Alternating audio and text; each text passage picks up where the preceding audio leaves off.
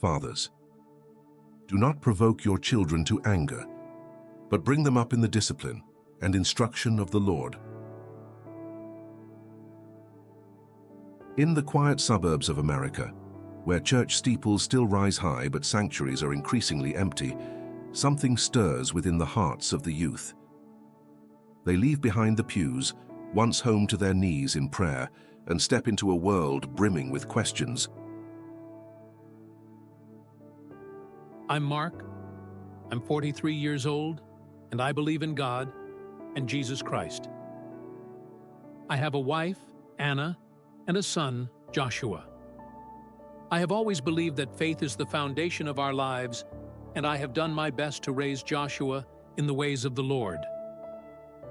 But, as it says in Proverbs chapter 22, verse 6, "Train up a child in the way he should go, and when he is old, he will not depart from it."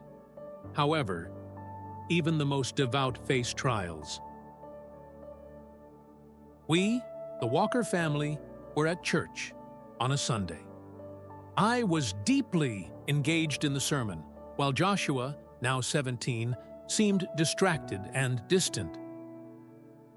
He was constantly checking his phone, laughing and getting distracted. I asked him to be more respectful and wait for the end of the sermon, but this behavior became frequent. Eventually, Joshua began to skip church services, using the time to watch unrelated channels on YouTube and study other subjects.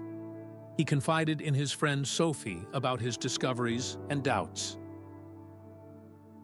Joshua's heart is restless, his mind a whirlwind of questions. Ecclesiastes 3:1 reminds us, "To everything there is a season, and a time to every purpose under the heaven." Joshua is in a season of questioning, seeking answers beyond the familiar teachings of his youth. Joshua said to Sophie, "I don't know, man. It's like everything I've been taught doesn't make sense anymore." and Sophie replied, "Joshua, it's normal to question things. You don't have to have all the answers right now. The world is a very big place. You don't have to depend on gods or masters to learn other things." Mark, a man whose faith is his compass, senses the shift in his son. Concerned and confused, he seeks to understand the distance growing between them. Psalm 127:3 says, "Children are a heritage from the Lord, offspring a reward from him." Mark's heart is heavy with the fear of losing the connection with his son. On the day of his absence, Mark asked Joshua, "Joshua, where were you? We missed you at church."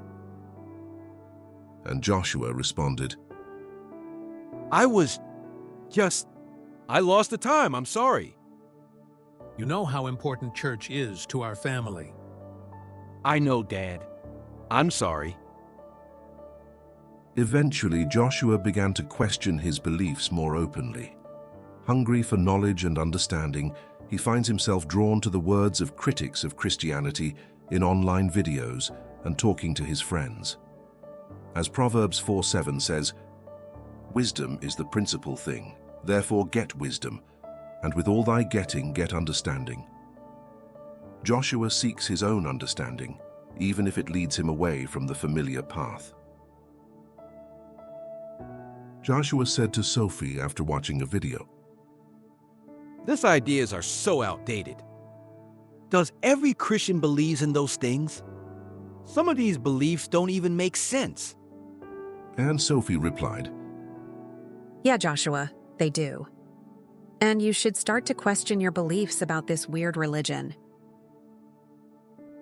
And eventually, Mark caught Joshua, watching atheists' channels criticizing Christianity. Mark's worst fears come to light at that moment. His heart and mind was consumed by anger and denial. He confronted Joshua. What is this? Why are you watching this garbage? It's not garbage, Dad. It's just a different perspective. What? This is a perspective that denies everything we believe. Maybe I don't believe in it anymore? The family dynamic became strained. The Walker household became a battleground of silence and sorrow. The relationship between father and son was now marked by tension and silence. Anna, the peacemaker, tries to bridge the chasm, but the wounds are deep and the pain is raw. Romans 12:18 teaches, "If it is possible, as far as it depends on you, live at peace with everyone." Anna strives for this peace, even as the storm rages. She tried to reason with her son. Your father is just worried about you because he loves you. Just try to understand where he's coming from. I know, Mom, but I need to figure things out for myself. In the midst of their turmoil, Mark searched for answers on the Bible and through prayers. He reflected on two specific verses on the Bible. Psalm chapter 46 verse 1 that tells us, "God is our refuge and strength, an ever-present help in trouble." And James chapter 1 verse 19 that advises us that everyone should be quick to listen, slow to speak, and slow to become angry. Through these passages, Mark slowed his mind and heart and engaged in a conversation with his son. They speak from the heart, laying bare their fears and hopes. I'm sorry, Joshua. I've been so focused on my own fears that I didn't see what you were going through. I'm sorry too, Dad.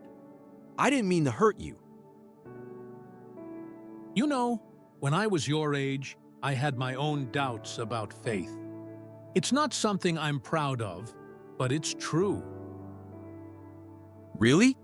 You never told me that. Yes, it's true. I found my way back, but it took time. I should have done things differently, Dad. I'm sorry. But I need to find my own path.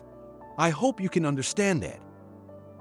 Joshua, I want you to know that I love you. Your journey is your own, and I respect that.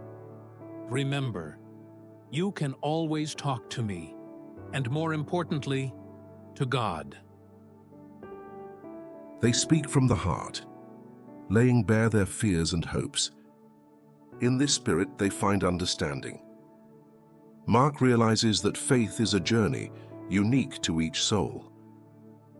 Joshua finds peace in his father's acceptance and love.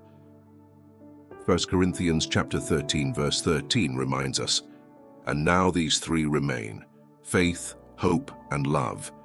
But the greatest of these is love." And so the Walker family stands united, a testament to the power of love and understanding. For in the end, faith is not just about belief, but about the bonds that hold us together. As many young people today find themselves drifting away from traditional religious practices and questioning their faith, it is important to recognize that this journey of doubt and exploration can ultimately lead to a deeper, more personal understanding of spirituality and a renewed sense of purpose and connection. "For I know the plans I have for you, declares the Lord, plans to prosper you and not to harm you, plans to give you hope and a future."